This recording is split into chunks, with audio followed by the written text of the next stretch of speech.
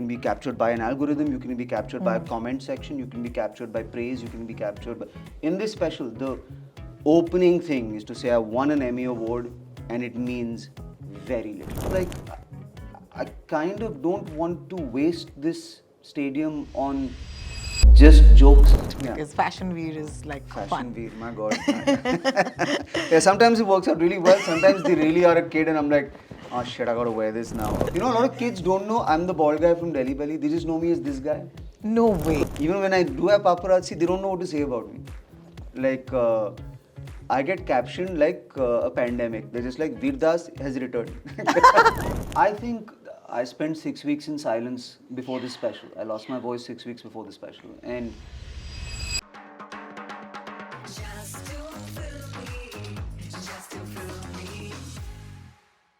Wins an Emmy, loses a passport. That's Veer Das for you. Hi and welcome. This is Just to Film Me.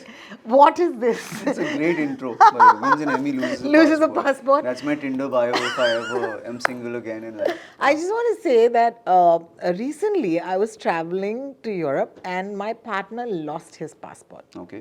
Actually lost. Huh. So when you said that you lost your passport, I know what that feels. Yeah. You feel stripped, you feel bare naked, you feel like you don't belong. Yeah. And oh my God, that is a scary sort of It's a scary thing, yeah. But when I got into your new special, which is called Full Volume, Yeah. by the way, it is called Full Volume, guys. Please, what is this Bollywood name you have? Because it's, the show was called Mindful and it's a sillier show, it's about being a fool and it's the volume at which you be a fool. You know what I mean? So that's the idea. So otherwise it's just full volume and full volume. Yeah, so, Full Volume. Yeah. So it's the next special on Netflix that Veer is bringing. The last time your special blew up for many reasons, Yeah. as you remember. Yeah. You might remember. Yeah, I might So, remember. yeah. I seem to recall. You seem to recall. And that went out, then you won the Emmy, and then after that, we were waiting to see what you bring next. Yeah. What you brought next, Veer, is something very unexpected.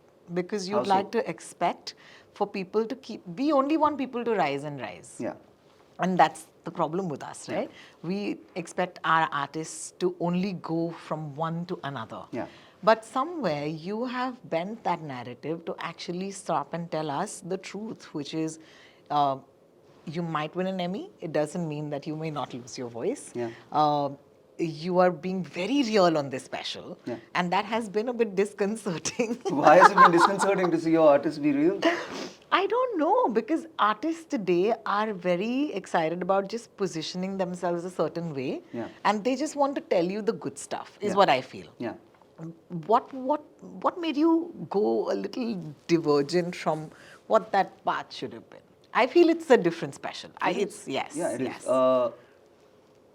I think I spent 6 weeks in silence before this special. I lost my voice 6 weeks before the special. And if a special is supposed to be a snapshot into An artist's time. in an artist in that time, Yeah. it would have been disingenuous to go up on stage in front of 12,000 people and do the special I was planning to do. Because I changed because of it. Yes. And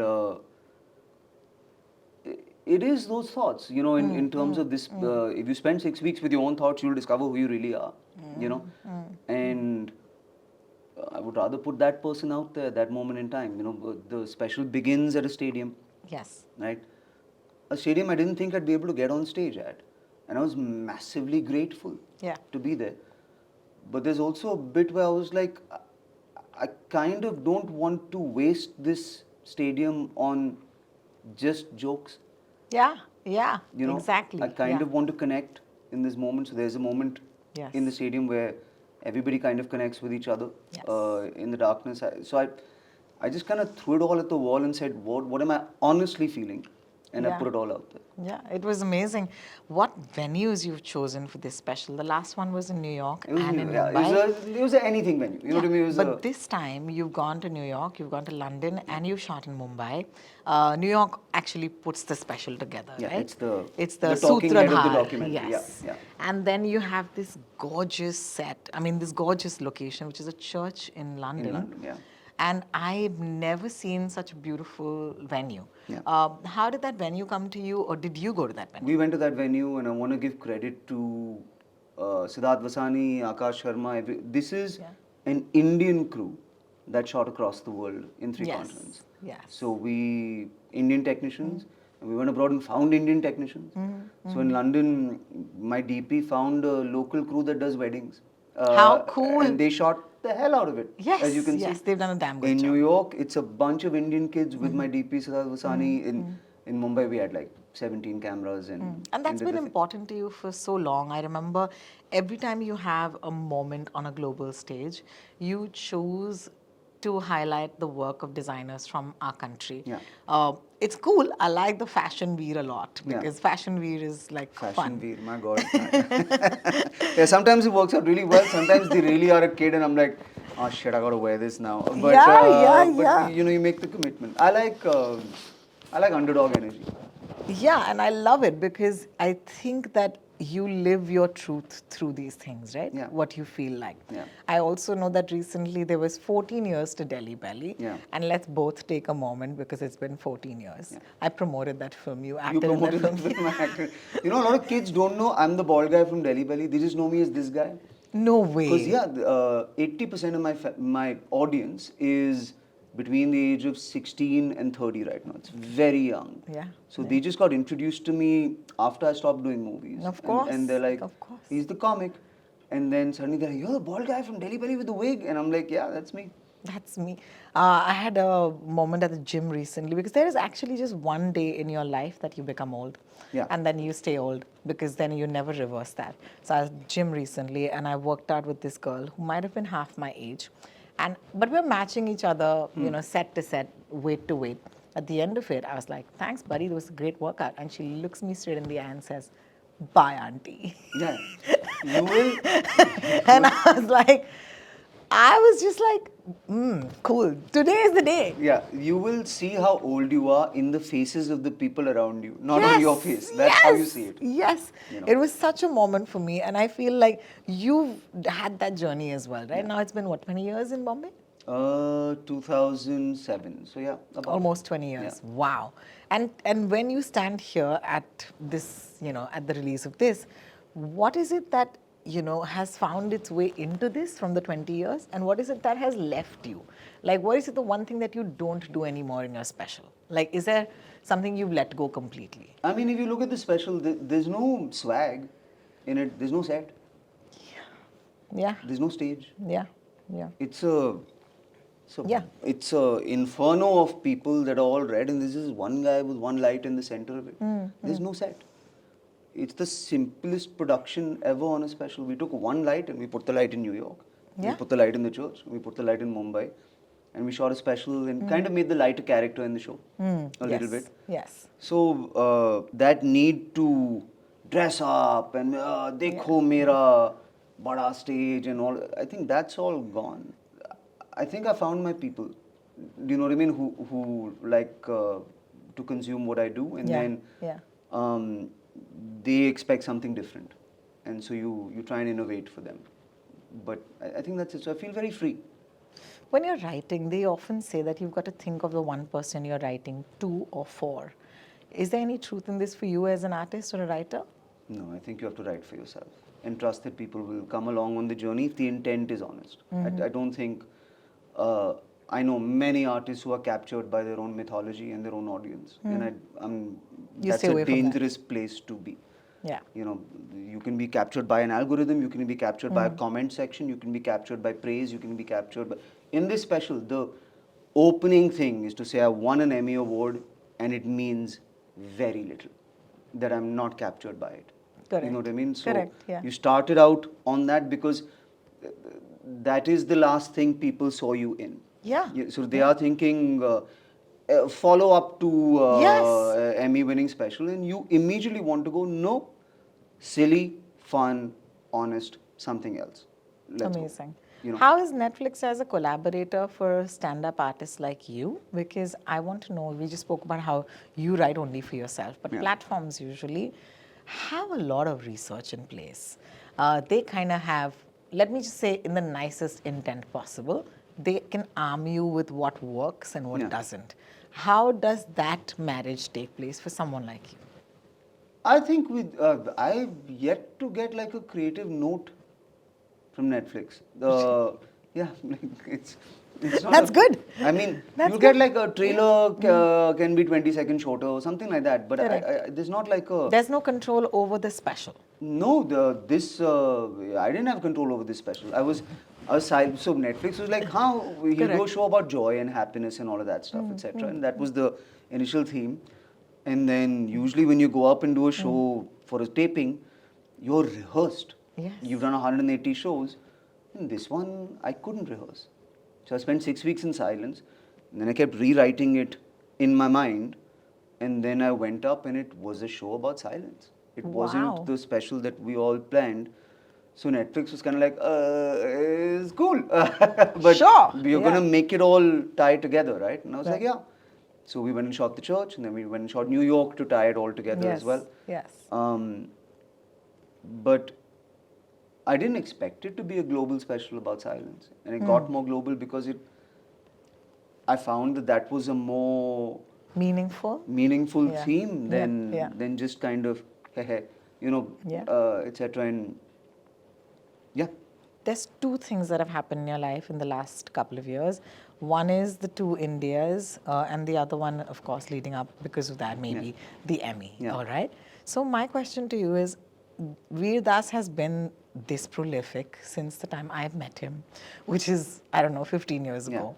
You've always done everything this well. But when you have this crazy sort of, recognition, what has changed for you, like when you step out, and especially when you step out in India versus when you step out abroad? it's chill. Yeah, if I step out in Mumbai, if I'm walking on the road, I'm like a double-decker bus. People are like, "Huh, I know what that is." Like, I don't want to take a ride, but but I know. Pata hai, हाँ. You know, I don't get a lot of paparazzi because I don't call them, and you know, even when I do have paparazzi, they don't know what to say about me. Like, I get captioned like a pandemic. They're just like, Veer Das has returned. That's it. There's no. Correct, It's very chill, but I don't have a fan base. I have an audience. It's a very different thing. Audience is like, "Cool, do something different. Correct. Do something different. Correct. Fans are like, I want the same thing, bro. Audience is like, I better be surprised. Correct, You know, correct. And what about the audience abroad? Because with Netflix, this special travels, Yeah. it goes to so many countries, and I'm assuming the last special must have broken some records. I don't know. I have no Yeah, idea. even I don't Yeah. know. I'm Yeah. assuming. So, what has changed? Do you feel anything's changed? Do you feel audiences coming to you come with an expectation कि ये वीर दास है भाई, आज तो बहुत मजा आएगा? I think they come expecting me to do something different. What's different about this special is it puts power in the audience's hand. Yeah. There's a bit in this special where I say, people are listening to the audience. They're not watching a comedian anymore. So true. Yeah. Because the world has also changed around us. This whole comedians are truth tellers, etc., etc. It's changed. The audience is the truth teller now. Because nobody knows what's real anymore. And so this special very much addresses that in a very direct manner. There are 3 moments in this special where I try and prove that, where we put the entire lights out and we say 3 very honest things to 3 different countries. Correct. You can't see me. You're not watching a comic. You're just hearing a crowd react. Yeah. And it is far more powerful than any words that a comic can say. Correct. And I think that's what's changed about stand-up in general also. There's one way you express yourself, which is the specials Yeah. that we see every 2 years, I think, a few years. Yeah. What are the other spaces in which you're creatively producing right now? Because I remember you gave us some of the most fun travel shows, man. It was called Destination Unknown. Yeah, it was pretty. I was on it it. was fun. It was a fun time. Yeah. So, what else are you doing as an artist at this point? I did 5 things that scared the hell out of me last year. I co-directed a movie that I starred in called Happy Patel. Amir produced it. I wrote a book. Which is yet to come. It's yet to come. Yeah. We're in post right now, so it'll come out at some point. And it's a mad spy comedy kind of a thing, action movie. I wrote a book called The Outsider. I made a series And I'm writing a live show right now, which is something I've certainly never done before and you've never seen before. Oh, wow. So Yeah. there's a lot coming. There's a lot So the years after winning the Emmy, you went back to work. Because the year before the Emmy, there's no work. Fair. There was one special Yeah, and of course. and a lot of paperwork. Correct. The only work was paperwork. बहुत ज़्यादा. बहुत But I ज़्यादा. love it. I love it. I love what I've learned from this conversation is that you win something and then you go back to work. You're okay. You don't just like say, yeah, मैं जीत गया, and then chill and then take photos. You've actually just gone back and worked more than you've ever worked before. I think the point is also you can't plan any of this stuff. You know, there's a point in this special where I'm like, you play your cards right, you play your cards wrong, and one day your voice is gone. Yeah. So like use it well. It's so scary for me when that happened to you because obviously this is my job. I feel like you've really empathized with that journey in this Yes, special. You know what I mean? have. I really have. Yeah. But I'm so glad and so grateful that we get to do this every time you have a new special. Thank you so much Thank for you. making us laugh and also making us more than laugh, think. I think that's what this special is going to do. Oh, you think so? Yeah, I hope so. Let's see. I hope so. All Thank right. you. Thanks. Thank you. Just to fill